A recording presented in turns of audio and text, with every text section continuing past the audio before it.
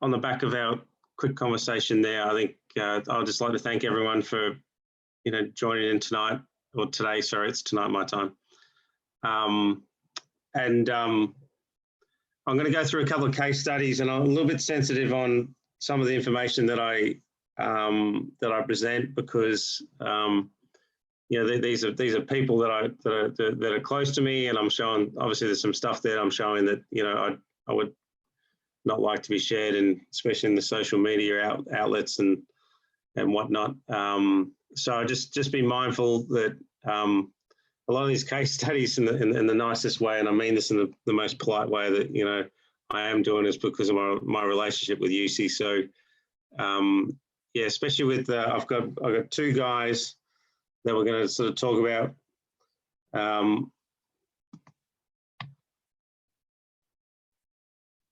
just thought I'd put there. I'm doing a little real caddy theme at the moment. So we've got a former world number 2, which is Dave Micheluzzi, and then a former world number 1 amateur that I used to work with is Jin Zhong, who unfortunately is actually coaching now in the US. So I'm going to take you through kind of a current story with one of the players that I work with, and then also a story that it's a bit challenging because it's so easy, and I've been very fortunate to be able to present doing this type of stuff for the last 10 or so years, where it's easy to jump up there and talk about the perfect story about kind of how you got a player from here to where he or she is over there. But understanding in part of that pathway, there's people that, or players that, are no longer playing the game. And I'm just going to give you kind of my thoughts on sort of where things went and whatnot. So, the real honest conversation is that everyone gets in the room. So just be mindful. There's information here that I'd obviously like to keep between us, if that's ever possible. And there's obviously images of physical screenings and whatnot that I prefer not to be shared anywhere. So yeah, the Jin Zhong, which I'll get more into kind of who he is and what he did a little bit later in the session. I've got a stack of information to get through tonight, or today. But as you can see, he won the British Amateur in 2011. He got the silver medal at the British Open in British Amateur in 2010. Silver medalist in the British Open 2010 at St Andrews, where he finished tied 14th. And then a few years after that, he won the Perth International, which is a European Tour event. And young guy here, Dave Micheluzzi, who I still currently work with quite close. I would spend, in fact, in COVID, I was spending, because the only people that I was allowed to, the only people that was able to be coached in our lockdown in Melbourne was professional athletes. So I actually spent 2 hours a day, 5 days a week, 2 to 3 hours a day, 5 days a week with him. So that in itself was a pretty cool sort of opportunity away from tournaments and kind of what we were able to achieve without him worrying about trying to compete. So, in some ways, we actually got some great work done over a period of time within the COVID situation that we're all in. But this is kind of Dave when he first came along. For the coaches, obviously love the kind of swing stuff. When he first came along, this was in late 2013 or start of 2014. But I'll just play through this video and use, if you can't see it or anything like that, let me know.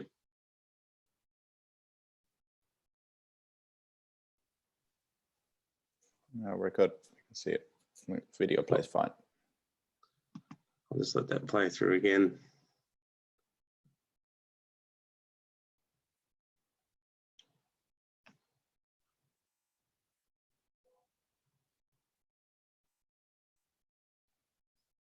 And then obviously front on.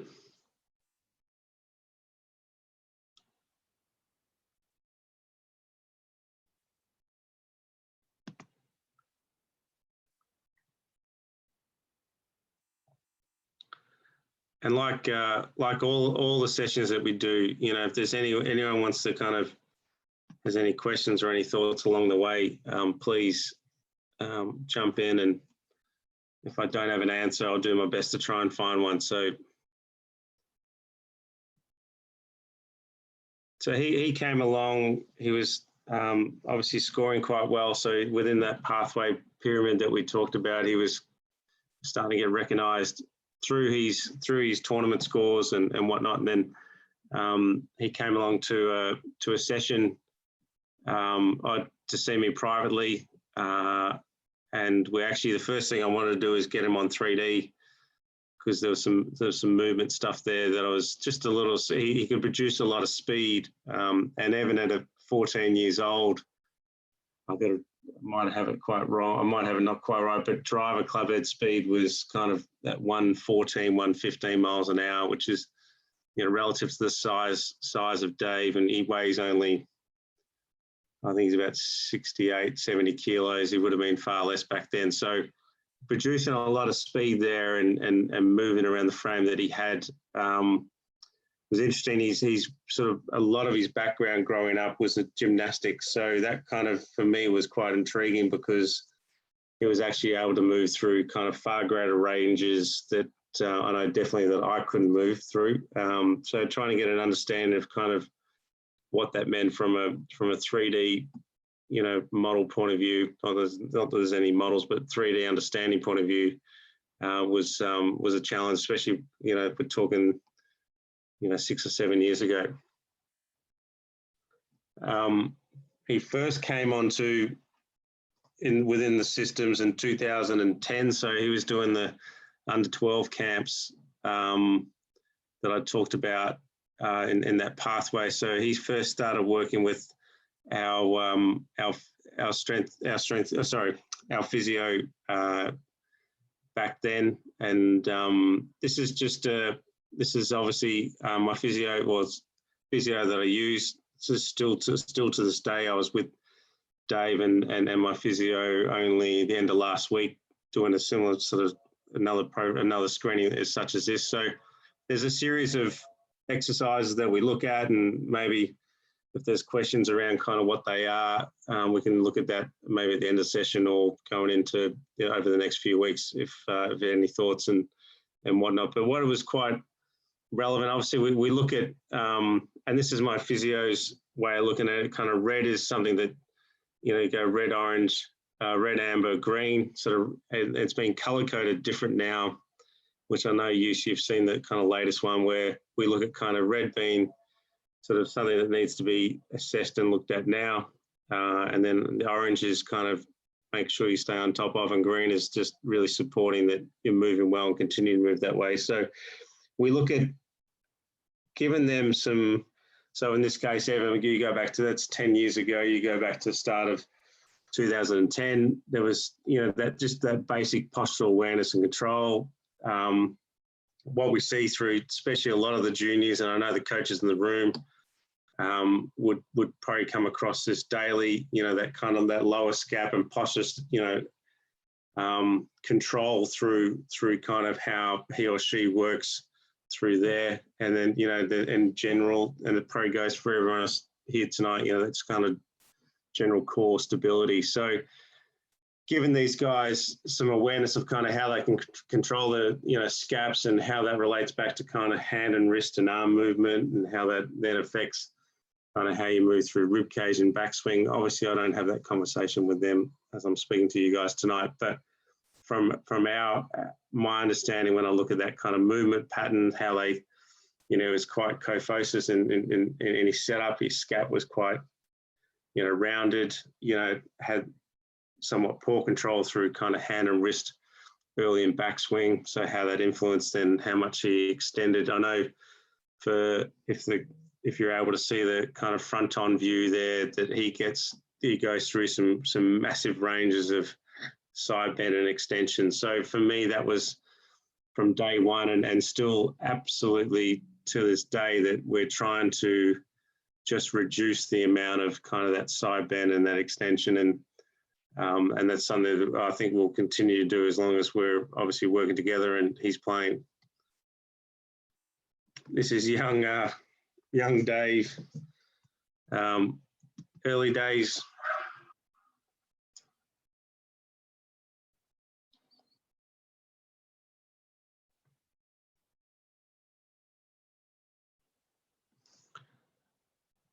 So one thing that was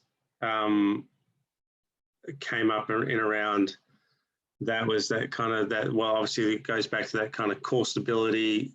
You know, he had some excessive sort of lower lordosis, so that anterior tilt through the pelvis there. You know, that was kind of definitely a focus, and we get back to kind of when to train these athletes and put them in under load in a gym. This is, you know, absolute, first of all, you know, just awareness of kind of where the body is and what control they've got. If we look through kind of, this is some just awareness around that scap control. We can see that, especially through that left side, how much that hitches up, and even through that right side, that kind of ability not to allow that kind of shoulder blade as it sort of protracts and goes back to be able to kind of sit down and across. So that was definitely quite quite visual as you guys see it there. One thing that's, as I said, it's still, you know, this is just me. This is just me thinking, looking at a 14-year-old kid standing in front of me, why would I ever put a whole heap of weight on that back when the guy can't single leg squat? So, you know, his ability to kind of move in around that there is, you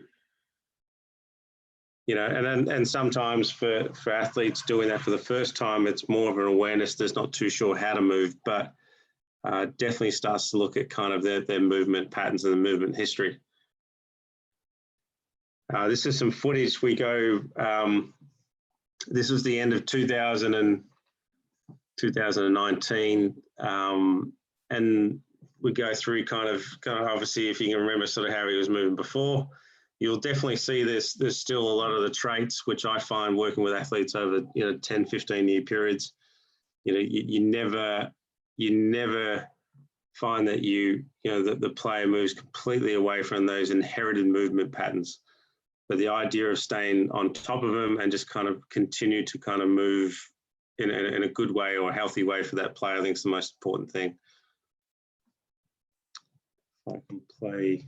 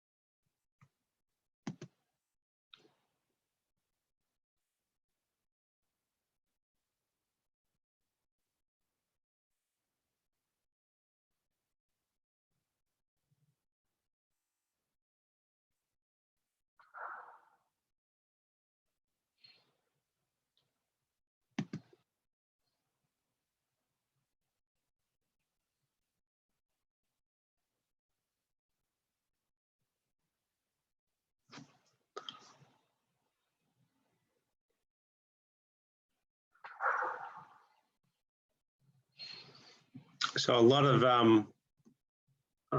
this is, as I said, this is obviously not, well, it is obviously there's some coaching preferences and whatnot there, but a lot of the stuff that Dave and I work towards is just really kind of reducing the amount that rib cage wants to go into extension and wants a side bend.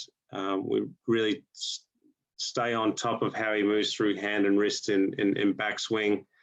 He has a tendency to kind of, let's just say, kind of go more, sort of get quite early. If he gets quick, kind of flexion extension through kind of hand and wrist, the arm path can get a little bit deeper. As the arm path gets a little bit deeper, that right side starts to get up pretty quick. and then kind of side bends and extends quite a lot. So really kind of managing how he works through hand and wrist, and then how he tries to keep that rib cage down. I guess on a side note, he's very quite fortunate that I've got obviously a 3D system that I use myself.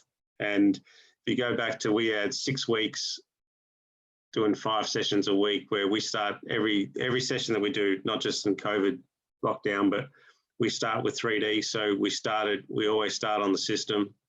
We look at his movements. We check in to see kind of benchmarking where he is relative to where he moves well, and then provide whatever form of feedback just to kind of allow him to create a feel for that day. It could be done through audio, it could be just a visual right in front of him, using, if anyone's seen Bully's system, using like the kind of arrow key through the rib cage to kind of get some awareness of where it can sit.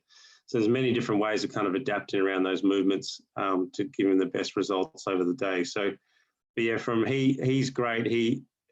Not that you'd like to, I'm big on not showing, I'm not showing kind of the graphs that you see in the 3D world, but he's been around it now for long enough that he can literally read his own data, or in Australian language is data. But he can, he knows there's no hiding. I can't say he's moving well when he's not, because he can look at it and he can read it as well as I can now. So, but that has taken years and years of, trust and information, and being around kind of the people who's been around to get to that point.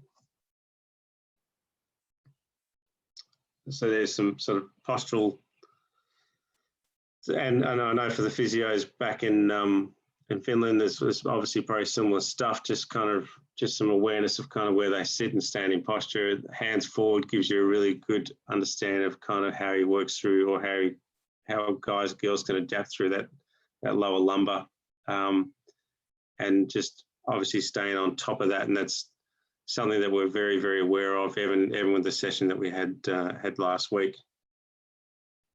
We can see, if you can remember, kind of probably more so around that left shoulder, how things were working through. Oh, sorry.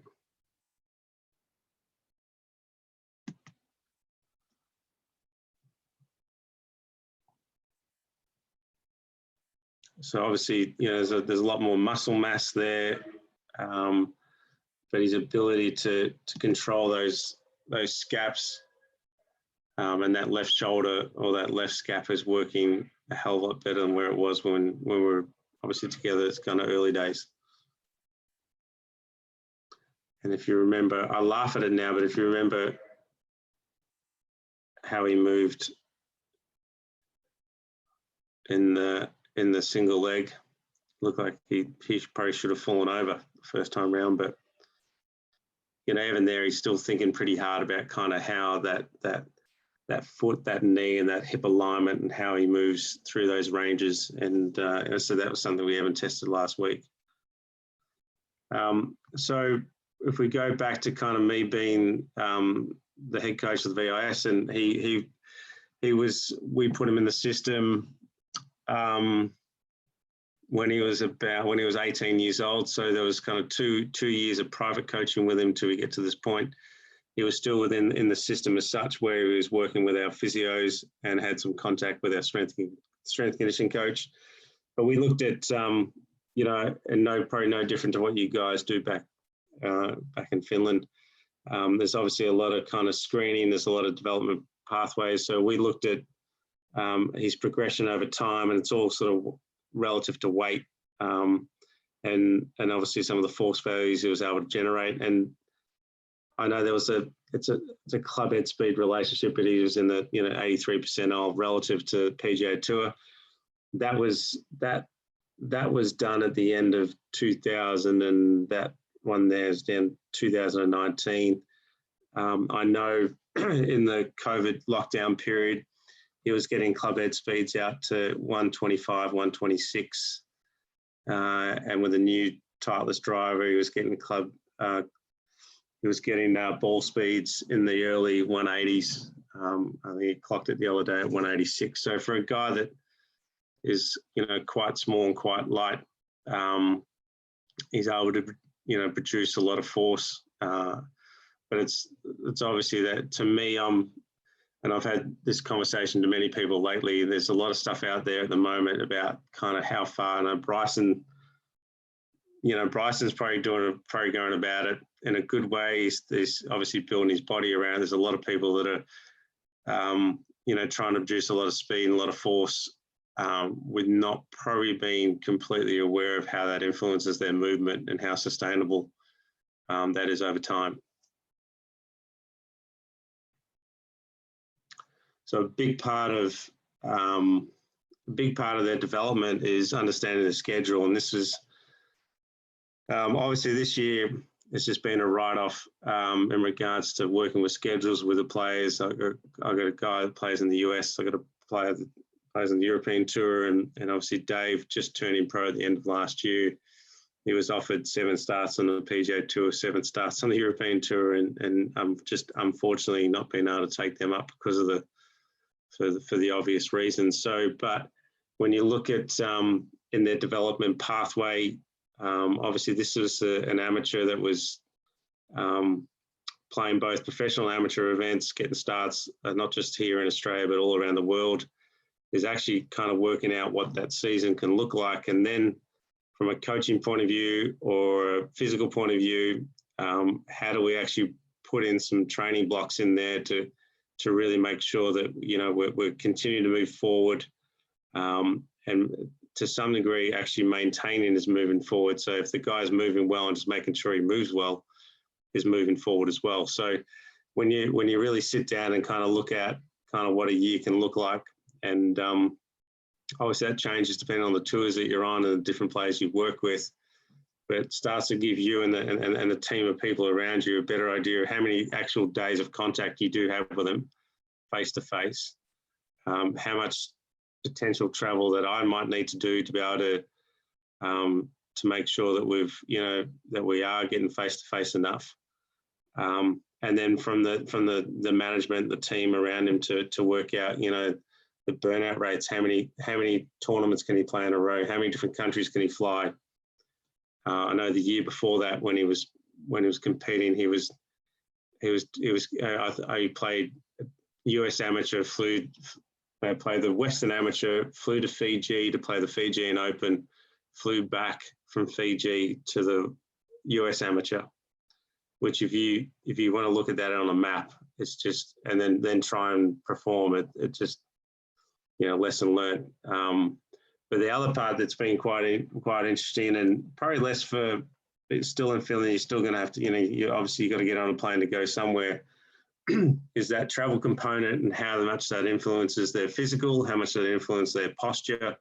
So making sure that, the guys and girls we work with, that they really value the importance of, I say, the boring stuff, which is a lot of the kind of daily drill stuff that, the physios provide that look really quite simple. But the reality is, if they're not staying on top of that, sometimes it's very easy to, find a gym and kind of lift because it feels good.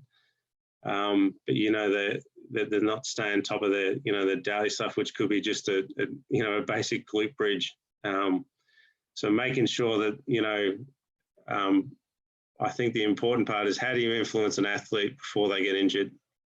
Because it's quite easy after they get injured to go, well, you haven't done X, Y, Z. So how do you and the people around you, really have an impact and influence that these are really important for you as a player to be best prepared anywhere you go around the world.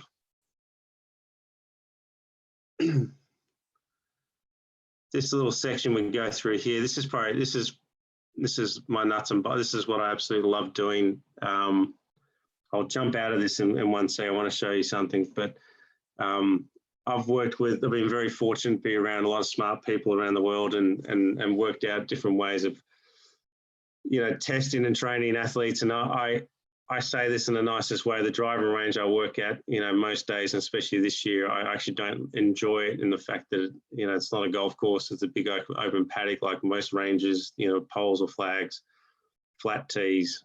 And my challenge is to, how can we actually test these players in this environment, and really put some pressure on kind of how they train and how they practice and measure it with some outcomes. So it's very fortunate that the picture on the right-hand side is actually not Dave Micheluzzi. It's another guy I work with who plays on the Corn Ferry Tour, Brett Coletta and Eduardo Molinari, who I've become good friends with over the years. And for anyone who's kind of listened to Eduardo and his background of statistics and performance and course management and testing, fortunately, years ago, him and I, he was doing stuff with Bully back in London when I was there, and he had heard about kind of some of the testing stuff that I was doing, and was really curious. And so I showed him my stuff, and he showed me his stuff, and I gave him everything I had, and he was happy to share the same back, which I think is really important for all of us too. That what information we got is that we can share. He called me up a few weeks later, going, "Marty, I've got something here that I would love to show you and go through." And he actually flew out from Italy, and turned out it was 2 weeks before some tournaments down here in Australia, and wanted to kind of hang out and train and go through some bits. So we came up with just a kind of different way of measuring it. And still to this day, every single session that I work with Dave, I either put it into a spreadsheet, or I've got a little black book where I measure every single shot that he hits on the range, and we can benchmark it relative to which there's a lot of data out there that we can benchmark to what is world class. So we look at this is just one of the tests that we do. We look at it was a few different ways. We've got different yardages. We obviously converted back to meters here in Australia. And then we have one of the tests where we've got, it's relative to a pin location, either pin in the middle, pin on the left, pin on the right. And then it goes back to a TrackMan score. So for the guys, girls using TrackMan Test Center, we look at 85 points, which is 10% of its total distance, is on the green. If you get 95 and above, it's 2.5%. which we classify as a birdie, and then there's a short side if you miss it in the correct side and miss it in the short side. So we're actually really trying to get the guys, girls to challenge themselves on the range using, and it's all the shots are at random distance as well. So it could be constantly changing club, full routine, look at an outcome where and then obviously a score they're trying to beat. And so I've got 3 or 4 years of, shot patterns that we can look at. And as you can see, it can give you some biases on, his best percentile if the pin's on the left or on the right. Take it a little bit further. We actually look at trajectory as well. So we look at, there's a test where we go pin location and height. So we get a low, medium, high, and then the ultimate test is where we look at curvature as well. So we've got pin location, we've got height, trajectory, and we've got curvature. And the curvature has to be within boundaries of what TrackMan gives. So under 2.5% spin axis is what we would call within the straight shot boundary. 2.5 to I think it's 6% on a spin axis is what we call a proper draw or proper fade. And then obviously you get outside that, the curvature becomes too high. So getting the players to understand kind of their ball flights and their shot shapes relative to pin positions in training really gives us, well, for me personally, it gives me, when we go on course, it gives us some great communication. Obviously, I caddy for Dave a lot and the players that I work with quite a lot, to know that they're able to hit these type of shots in these environments. Now, tell me if you can hear this. If not, I'll jump out.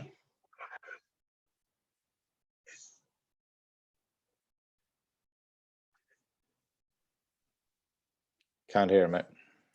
I can't anyway. No.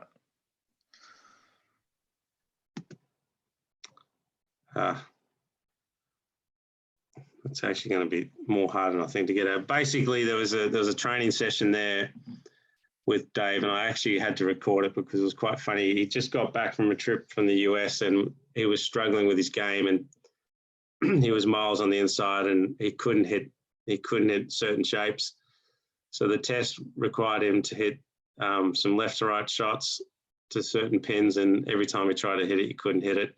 And he was so angry and ended up snapping his club over his back. So he sort of made the comment that I just copied Thomas Pieters.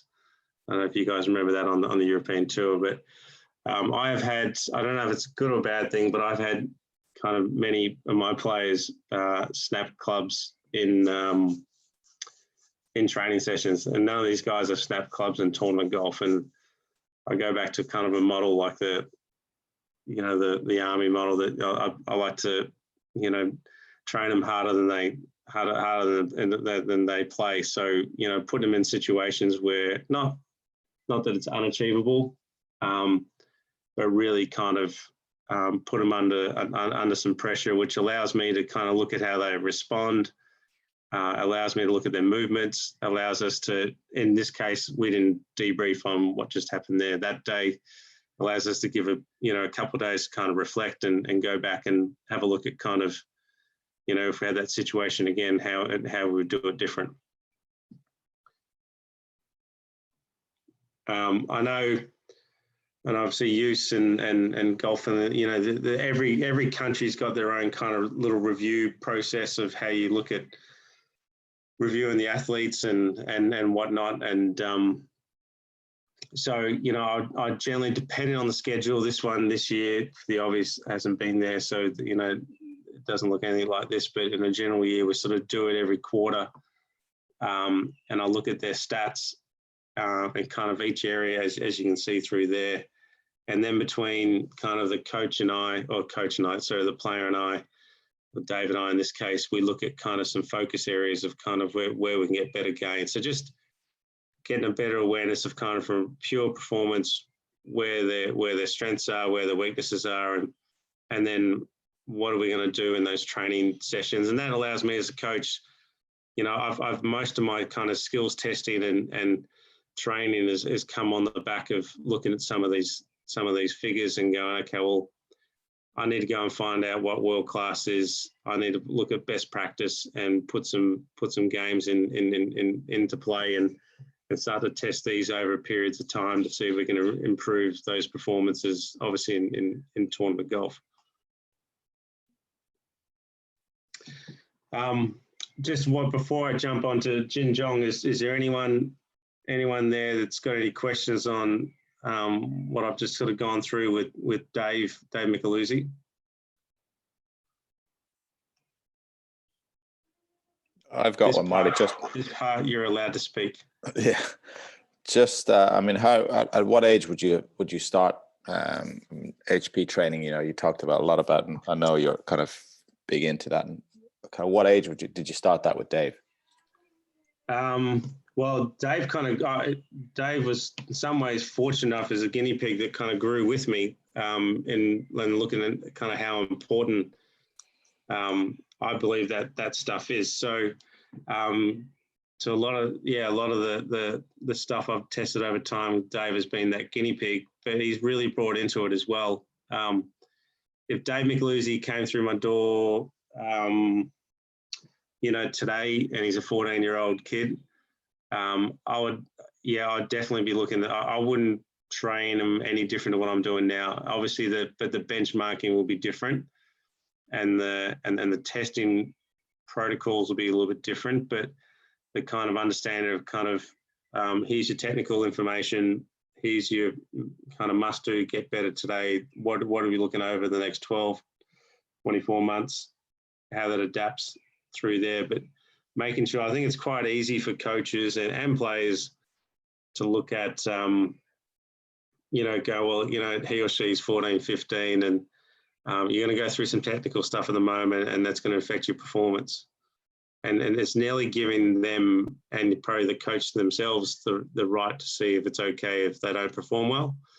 I think you look at some of the best competitors on the planet, they've gone through swing changes and been able to keep their cards, and I think the most important part about the game is at the end of the day is the score, right? So I'm not saying I'm a boot camp sergeant, but I don't give too much leeway on not being able to score. I think that's probably one of the most important. Well, it is the most important skill that we got. So making sure, I think from the coach's point of view, is that what you deliver, at the right time. Is, I guess that's the art of coaching, and that goes to the the whole team around them. Cool. I've got a few more on that, but I'll come back to those at the end when you've gone through gin. So okay. it might take a while. I'm here, not doing anything else. So guys, this is I said I'm Jin's he's still, I would classify as a good friend of mine, and we went through a lot of stuff together, which is, there's a lot of stuff that went on that I can't talk about tonight, and if we get all in the same room into a nice little pub in Finland, we can maybe talk about a little bit another different platform. But I was fortunate enough to start working with Jin. It was actually after he won the British Amateur, and it was before he played the US Masters. And why I put that image there, that was him. That was him and I at the US Masters. I was actually caddy for him that week, which was just an amazing experience. But when I first started working with Jin, he got to #1 in the world. He did what he did at the British Open, and then he completely lost his game. He was working with a coach he'd worked with for many years, and was obviously had to play Augusta within, it was about 3.5 months or maybe 4 months before we started working. And I've got, here's some, if I go, I think it's the next slide here. Here's some footage of when we kind of first started. This is actually the first session that we had. This was at the Victorian Open, which is now a European Tour event. And as I said, for the guys and girls, coaches in the room, I'm really curious to see kind of what they see and whatnot. On that range environment there, you kind of striped it. But then on the golf course, things changed. So that was I'm sorry for the quality of the footage, but that shows how old I am and how long this is footage of a camera back in 2011.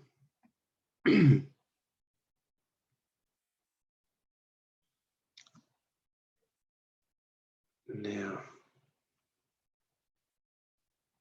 cool. Can you hear me?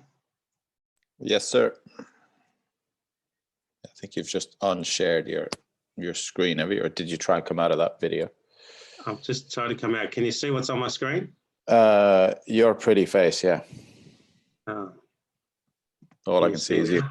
All I can see is you, mate. Yeah, they weren't wrong about the camera adding 10 pounds, were they?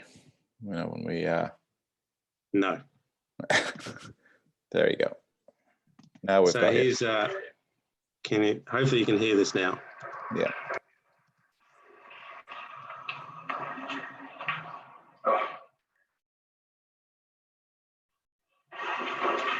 Keep doing it. Go. 1, go.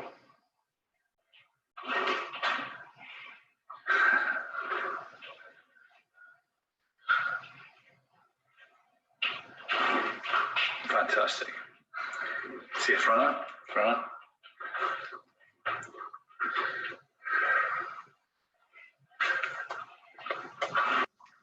Beautiful. Be aware of your neck.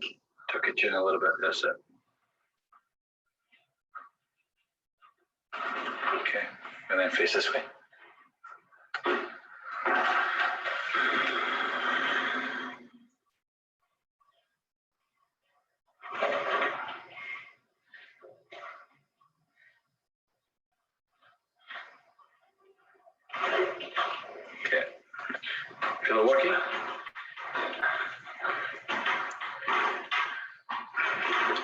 That's it, come on. Keep it going. That's it, good. Fantastic, keep the elbows in. That's it. Keep going. That's all, that's it. Feel it in your back passage, right in your bum. That's it. Keep the elbows on the way through. Come on. Rotate. Stay. Really feel it work. Work it. What do you think? Turning into my right foot. Yeah, you can feel it more? Yeah. Good. Yeah. Sorry, helping. Rotation. Keep it on. And then the way back, you. I'll do my best to get out of this. Oh, God.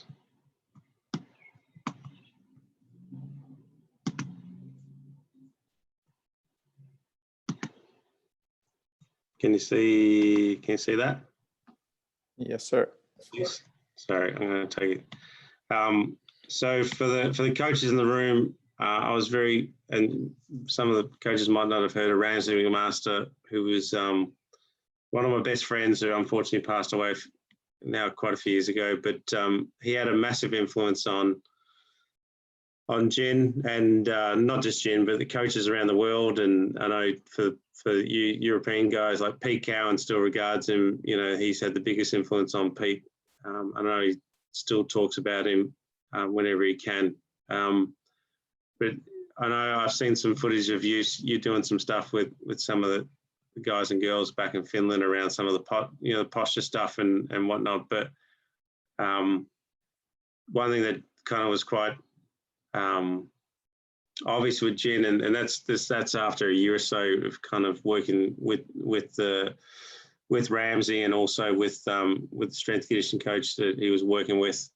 Obviously got a lot more awareness of kind of, going back to that kind of what we saw through Dave, that understanding of kind of how the scaps relate back to kind of the movement. And I know you heard Ramsey talk about there, keeping it on. What he's talking about keeping it on is that shoulder blade down in rotation, and kind of how that then influences kind of the hand, wrist and arm motion. So Jim was a player that was somewhat robotic, that he would like to know kind of how many reps, how many times.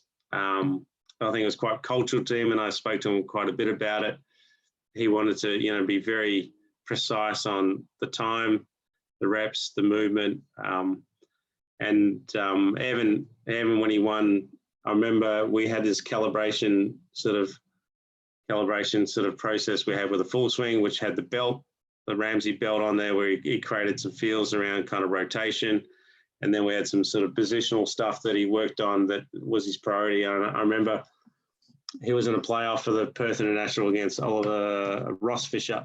And I asked him what he did while he was waiting for Ross-Fisher to finish the round. And he went to the range, got his posture belt out, got his golf club out. He worked on his positions that he felt like he needed. And then he imagined playing the 18th hole on the range. So he was hitting the tee shots and the shots into the green. So, in a very cool way, that kind of the stuff that was done effectively off the course in a physio room that was, Ramsey's clinic like this, that, he found that as a priority to when effectively to win his first professional tournament on the European Tour. It wasn't anyone around him, wasn't his caddy. He saw that as a priority that's going to help him right now. So, I think that's why I'm massive on putting, those, doesn't have to be exactly that, it's all going to be different for everyone, but putting those systems in place at at the earliest of age really gets these players to kind of understand and be aware of kind of who they are and what they need to do to best perform. So this is probably just after Perth International. He put on about, at that point there, it's probably about 10 to 15 kilos, I would probably say closer to 15 kilos heavier.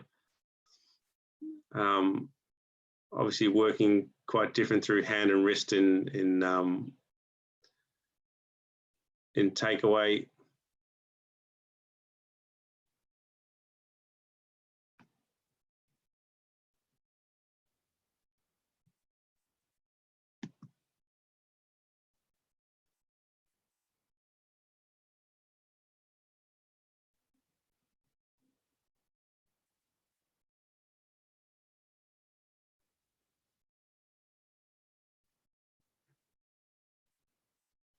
So if I kind of go back, and it's been a while since I've, obviously I've been looking at this footage the last week or so, but reflecting, going back on some of the stuff we did, I know early days when we first saw him, had poor control through kind of the pelvis. Harry moved through hand and wrist, and I don't know if you remember that, the kind of left arm getting a little bit deep. That pelvis then was tucking under quite a bit, so going to that kind of posterior tilt. And then you could see that lower, like kind of how he moved through lower limbs in around kind of reacting to where the arms were getting to, was quite stacked and centered, going through, not through massive ranges of extension, but moving that way. And then you can see that kind of now there was obviously the frames changed a lot stronger through that lower limb stuff, through the pelvis, hand and arm, and that rib cage was moving quite different. And how I see it as kind of more of a healthier way of kind of moving. He was struggling back when we first he had a lot of kind of left hip pain. He wouldn't say much about, but you knew that he was in. He tried to hide a lot of the kind of little niggles. So that we've related back to some of the movement stuff, and also some of his physical limitations at the time, which when obviously then training over kind of a good period of time, a lot of that stuff went away. This is a very close friend of mine, Dr. Noel Blundell, who is a sports psych that I continue to work with back here. He's worked with many major champions, not just in the golf world, but across many sports. And one thing that I was quite big on is that, kind of the thinking in the brain that got Jin to number one was great, and then he dropped off and was not in a good place. And the same thought process obviously wasn't working. So introducing him to kind of Dr. Noel Blundell, and these guys formed a great relationship over a good period of time. Really, it was a challenge. My driving range is 300 meters long and probably nearly 200 meters, no, not 250 meters wide. And when we first started working, he couldn't hit the driving range. He was hitting both sides.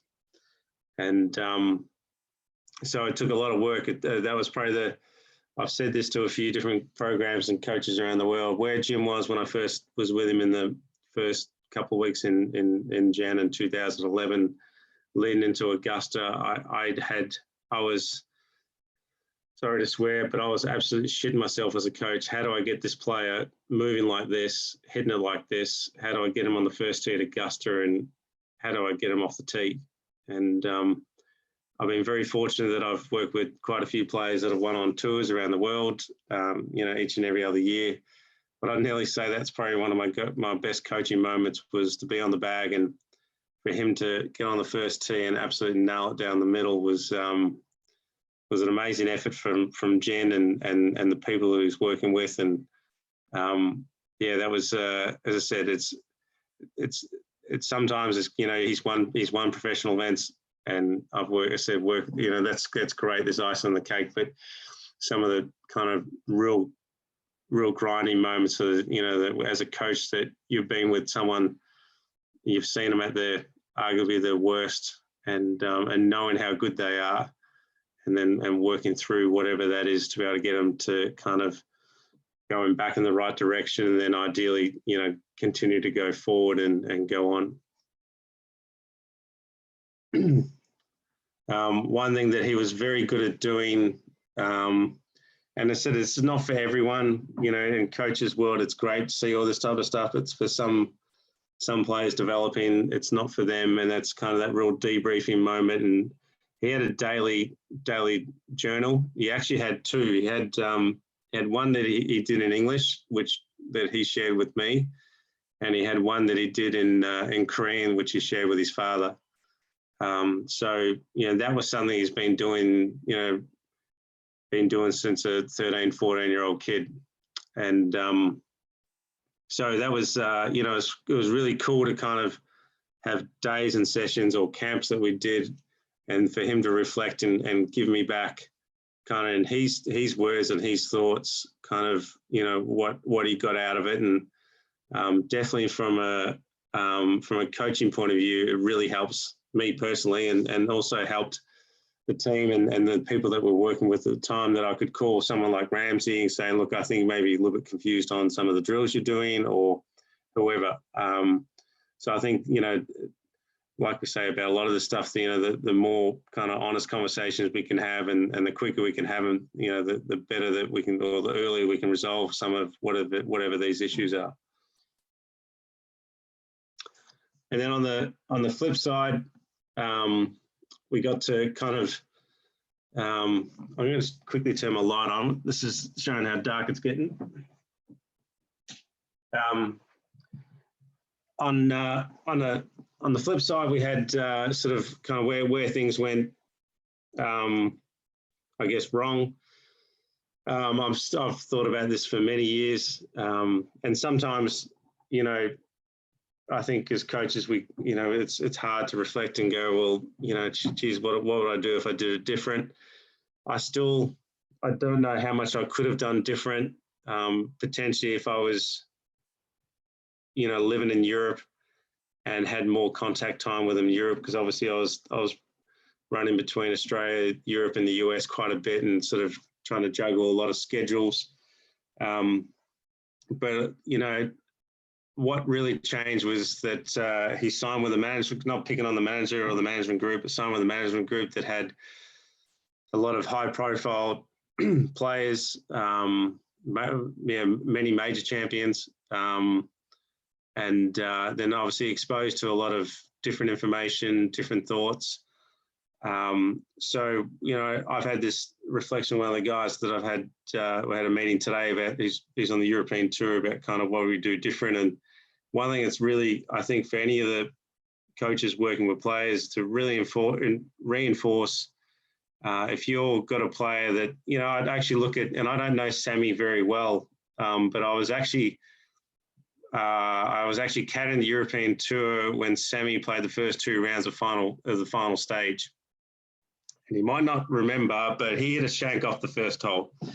And I'll be happy if he's here tonight to have that conversation with him. But I watched him hit a shank off the first hole, and then hit it provisionally, found it, and I think he made a double on the first or a triple on the first, and then went on to play just amazing golf, and actually nearly winning Q School, and then he's gone on to win this year. But you know, one thing that I'd say to those guys and the coaches that are working with players that are developing that way is that those systems that got in place to get them to where they are, to someone like Sammy or to Jen, to win on tour, you know, just keep believing in kind of what you've done to get there. That's how you got there.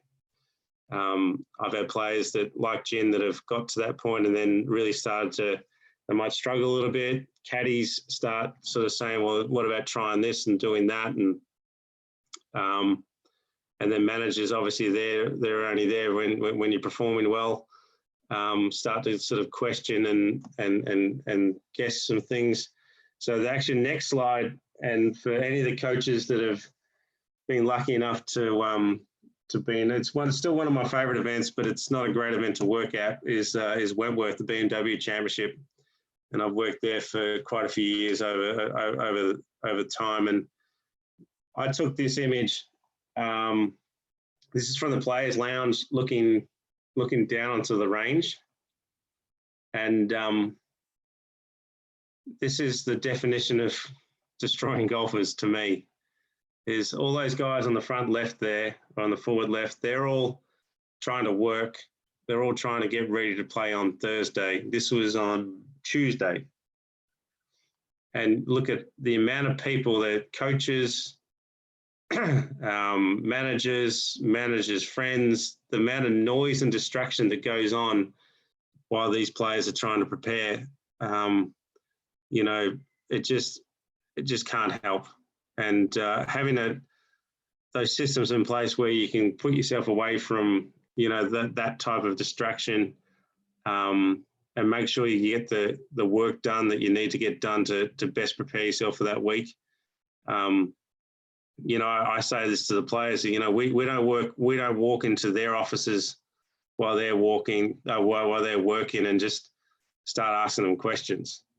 But ranges like this, you know, these guys, most of these guys are always struggling with a game to some degree.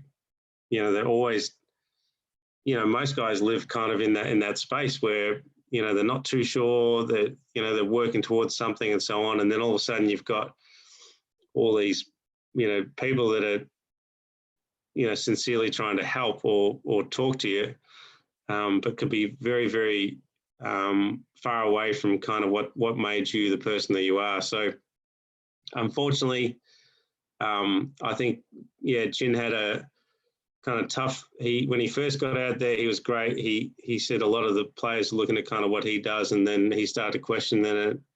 And then I think he went through about 3 or 4 different coaches. And by the time that he did the full circle and came back to me, he was in a far worse place than where I started coaching with him. And yeah, it was so much confusion going on. And we tried really hard just to kind of get back to kind of what made Jin great. But there was so much scar tissue there. This is just me thinking out loud. And please, as I said at the start, I don't share this stuff with anyone. So that's my thoughts, you know, in a nice way of kind of showing you, well, it's not a success story because he's only just started his journey, but sort of the pathway of kind of where I've taken, you know, a 14-year-old to where he is today. And we had a long way to go to kind of where, you know, his ambitions and where he needs to go in the future, but also understand part of the journey as a coach that unfortunately you are going to come across stories like Jin. And I think any tour coach, there'll be any tour coach on the planet would have a story quite similar. Not means that it's the exact same sort of process, but a similar sort of outcome to kind of where things sort of stop working for them and stop working for the player. But yeah, my recommendations to the guys and girls that are coaching high-end players, or, you know, players that want to be, you know, trying to make a profession out of professional golf, the earlier you can engage these type of systems and making sure you got people around the world that can support that as well. I've been very fortunate that I've got a great network around the world where, you know, I can have people go see UC in Spain, or I've got a stack of people in Europe, and I've got a player out in Dubai at the moment, in the US. And I think it's really important for the players to have, knowing that, yes, you might be the home coach or the head coach of that player, but you've got people around that can assist these guys around the planet. I think especially with the COVID stuff and the travel restrictions that we're currently going on, we need to look at how can we best service these players effectively remotely. You know, the perfect world is we all jump on planes and go back to what we're doing, but we don't know how long that's going to be and what even then what it looks like for us in the future. So if anyone saw my presentation, I still love this image. Anyone know what this is?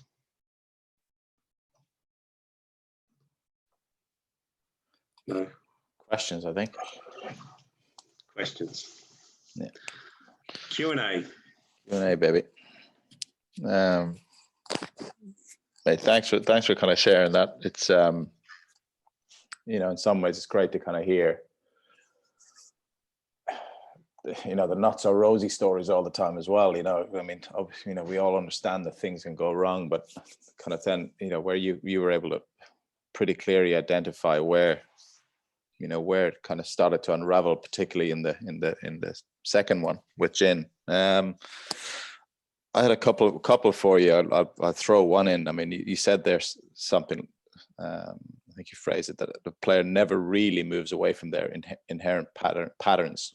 You know, you're really talking about movement and kind of physical stuff. Like, where do you see that on the psychological side? I mean, you know, there's kind of, you know, something. You know, guys and girls. You know, anybody on the line can correct me if I'm wrong, but my observation is that we do very little on the psychological side, particularly in Finland, kind of on the mental skills, kind of in isolation.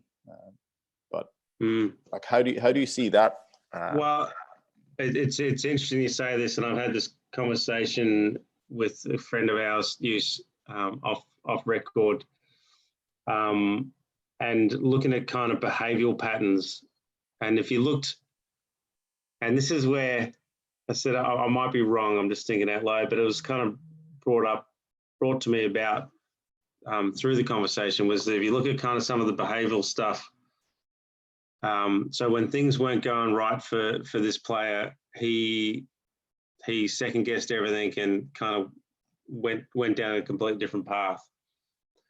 And then when things started to struggle a little bit with this player again, he went down that same path, and then obviously then continued to jump ships to different thoughts and different ideas and what I say there is he got so far away from what made that player great, what made Jing great, that he got so far away from how he saw playing golf, how he was hitting shots, that he actually got completely lost in what he was doing. So I think when you talk about, I think you're right. I think when you talk about, it's easy to look at the technical information. I think technical information is quite easy, but what's underlining that, and what are the behavioural patterns to why that player is making these decisions, and then potentially working through, I think definitely working through those behavioural stuff, inherent stuff that, that could get real deep. You could get into kind of mum and dad, you can get into all sorts of things when you go down that pathway. But I think, you talk about holistic coaching, I think that's definitely, you need to be, not that us as coaches can be across all of it, but aware of those kind of, those things and those behavioural stuff, those behavioural patterns.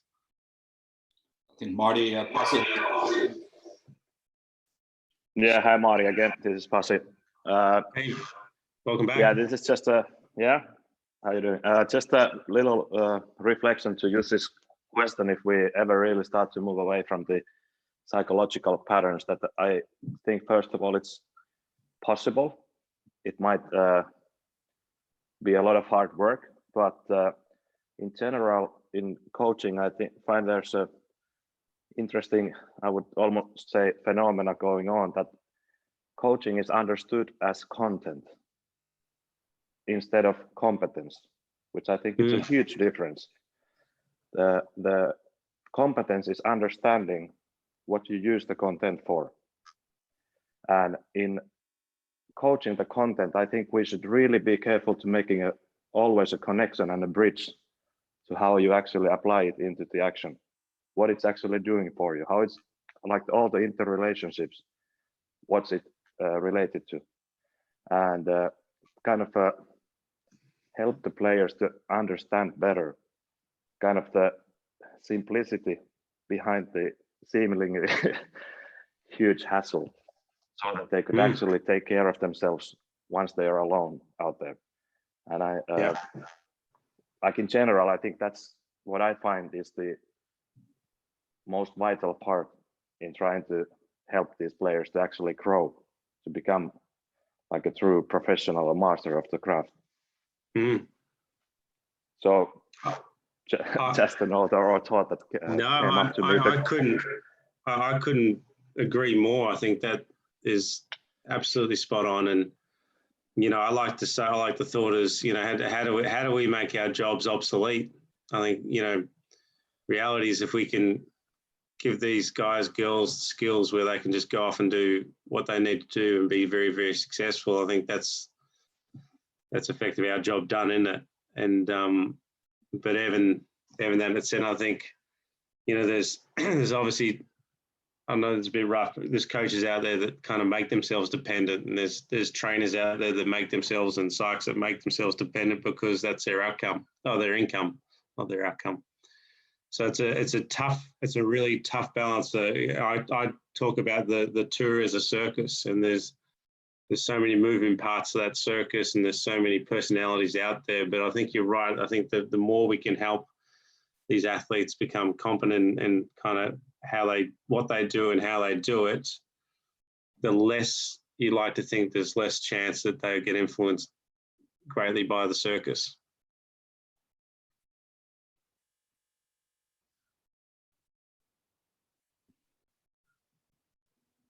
Hello. It's not just an echo. Don't worry, mate. Yeah. So thanks for that, Marty. No, thank you. That's great. I mean, I guess in some way, just kind of going back to the psychological side,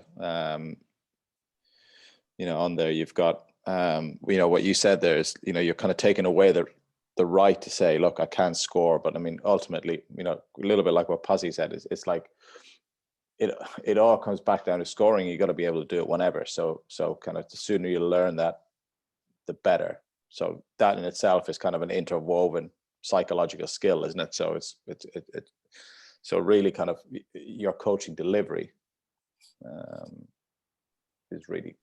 is the one that really guides that. Would I be right in that? Yeah.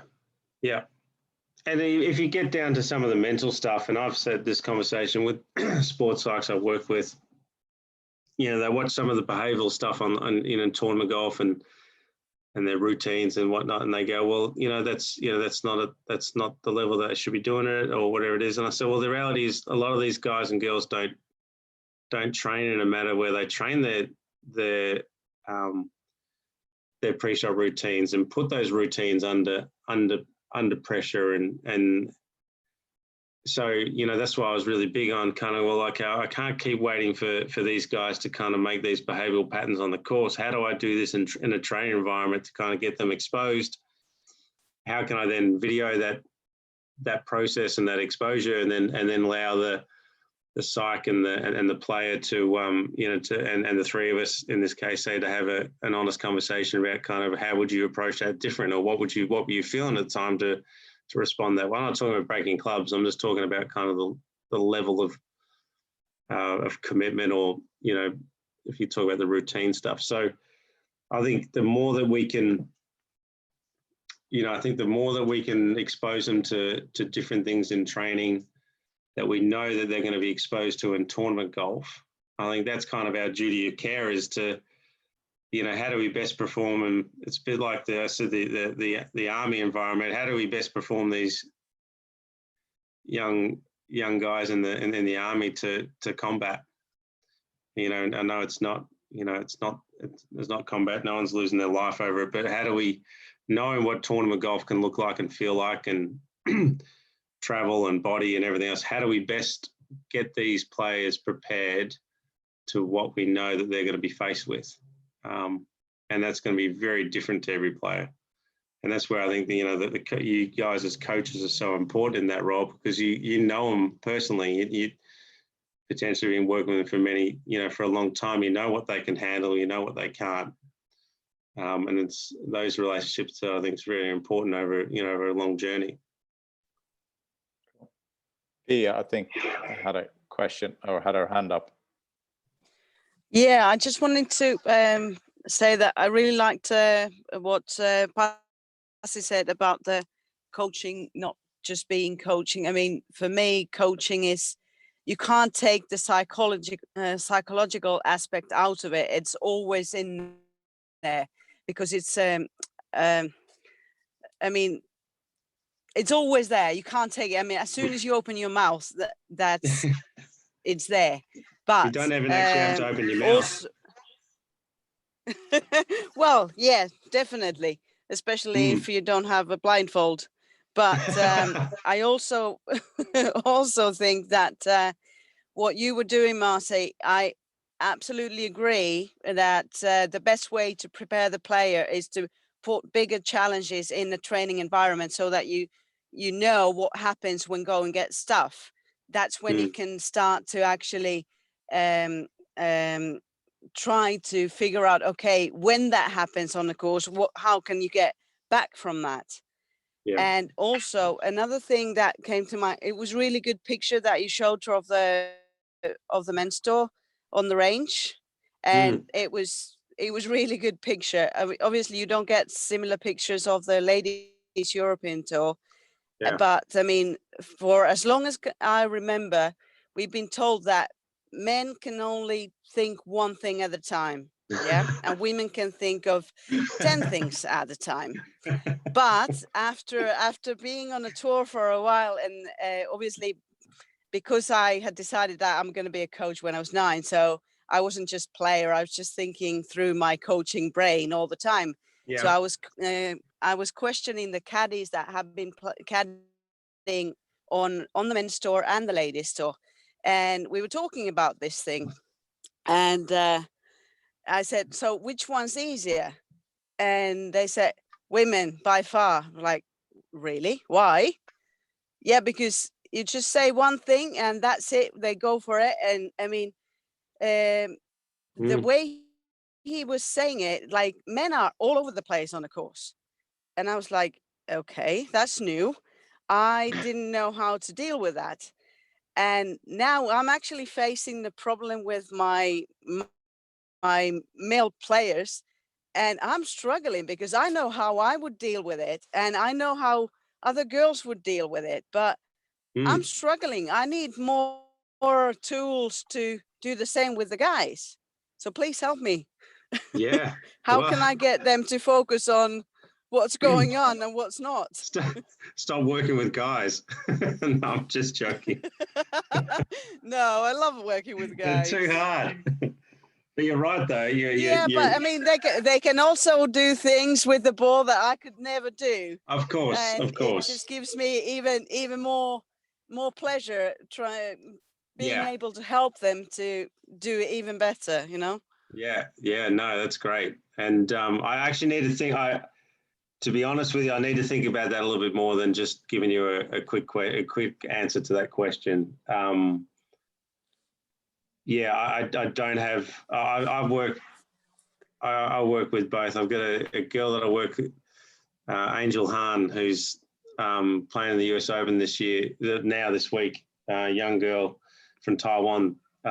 She's won a couple of times earlier this year back in Taiwan, and I work with her remotely. And you know, it is very, very pleasant when you, in the nicest way, say, look, just this is what I see. Just go ahead and do it, and they just go and do it and perform great. And as I said, it doesn't always work that way. She's one in a million. But yeah, the guys, in some ways, I think, you know, you want, I guess, the freedom of speech and freedom of thought and make it, you know, as open as possible. But I think as coaches, going on your history, knowing kind of what you think is right and wrong, I think putting some of those thoughts and beliefs and systems in place of what you think is priority, and then having an honest conversation around maybe some of the behavioural stuff or some of the conversations that they can lead towards going kind of, you know what, that's got no relevance to how that's going to make you better. And as long as we're all trying to get better here, why are we having this conversation? Sometimes you need to go through that conversation to get to the end point. But you like to think if that is if you as a coach behaves and reacts that way, going, okay, what are priorities, you know, at kind of all times, and try to, in some ways, keep them on check, that they don't get too far away. And I think, I don't know if you guys experience it, but I think, you know, the amount of stuff that's out there in social media and everything else at the moment, it's so, you know, they're so easily distracted to kind of what they're doing and so on, and everyone's trying to look at everyone else's journey as opposed to trying to create their own. I'm also thinking that can it has to do, I mean, can it do with the fact that, for instance, just the simple thing as shot selection. I mean, guys can have 10 different shots to deliver to one spot, and girls don't have as many. I mean, we can't choose as many claps and as many shapes to actually deliver the ball where we want to do, to go. Yeah. Well, I guess if you go back to kind of the training stuff that I kind of showed you earlier, that giving them a task and then talk through, okay, what are the options on this task? So they got 4 different ways of hitting this shot, and then put an outcome on the result and look at kind of how they best perform. 2 parts, you look at the best performing, okay, if you had to go play this afternoon, this is what you would do. And then see on these 2 shots you tried to hit that you couldn't execute that shot, and then relate that back to potentially how they move or the physical, or whatever it may be. Once again, it gives them a better awareness and better ownership. Okay, well, to move well now, I've got to do this, and potentially I need to look at doing some other stuff to, if that's the shot I need to be able to hit in the future, I need to look at kind of how do I best do that. So as I said, it goes back to that exposure again is, you know, that's the kind of, I think the fun art of coaching is that kind of how do we come up with different games and different thoughts of exposing that person in front of us, for allow them to potentially ask questions on why can't I hit that shot. True.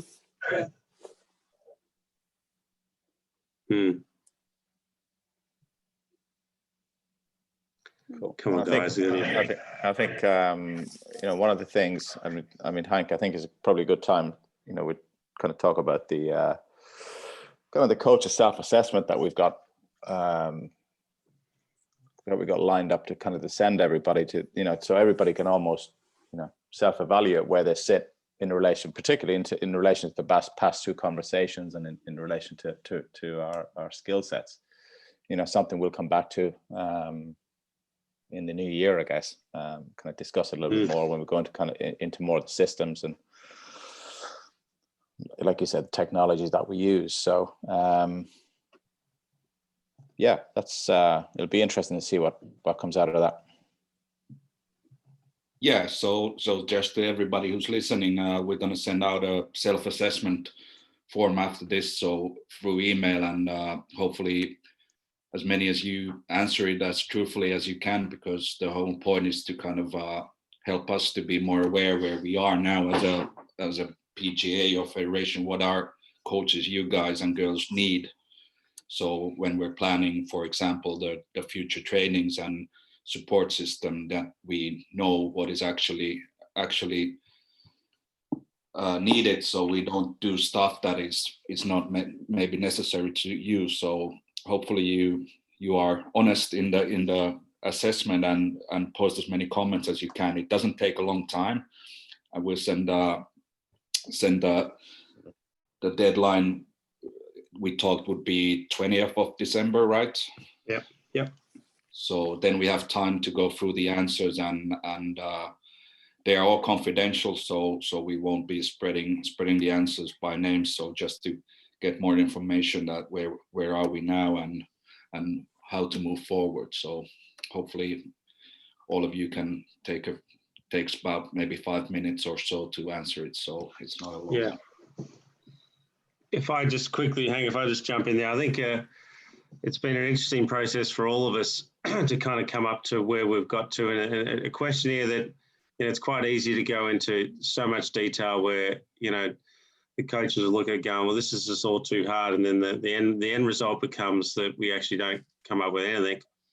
So coming up with sort of some questions there that I think that, you know, starts to give us some better outcomes. And I know for the coaches listening, so I've got a group of coaches that I work with around the world that are very, very close to me.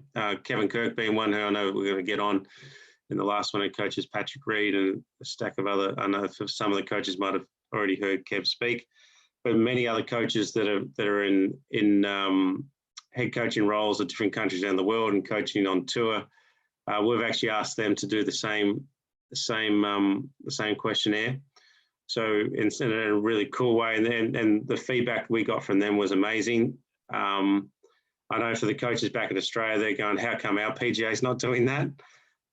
So I don't know of many PGAs that are kind of, and correct me if I'm wrong, you guys might be able to let me know, but that are kind of going through that process. And I guess the end product was how, as what Hank was saying, how can you know, PGA Finland best service the members to help develop golfers, and developing golfers doesn't always have to be, you know, the aspiring tour players like, say, someone like Sammy at the moment, but also growing the game, which is probably somewhat more important than kind of what we do at the pointy end. So yeah, I'd love if everyone can kind of, this it won't take too long, be great to get kind of what type of response we do get and give us a little bit of time to kind of go through it all, because that's going to take a bit of time over that Christmas period. And I think we're planning I think it's like the 4th or 5th of Jan for the next session. I think it was the 5th, wasn't it? January is the third one. So. Yeah.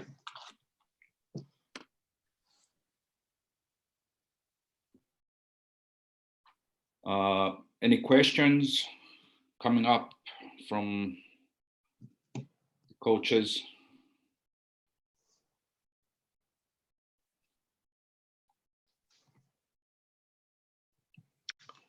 Silence. Going once, going twice. That's crystal clear, mate. Crystal clear. Well, if that's okay, guys, girls, thank you for your time today. Hopefully you've got some stuff out of kind of what I shared. As I said, from a private point of view, I like to obviously keep a lot of that kind of information sort of within the collective group, if that's possible. I guess more importantly, I won't be, I'll see everyone, like when you get to this time of year, I'll see everyone next year. But have a safe Christmas, and obviously stay safe with all the stuff that's going on around the world. And yeah, no, I wish everyone all the best. And once again, thanks for your time. Thanks, Marty. Cheers, Marty. Bye.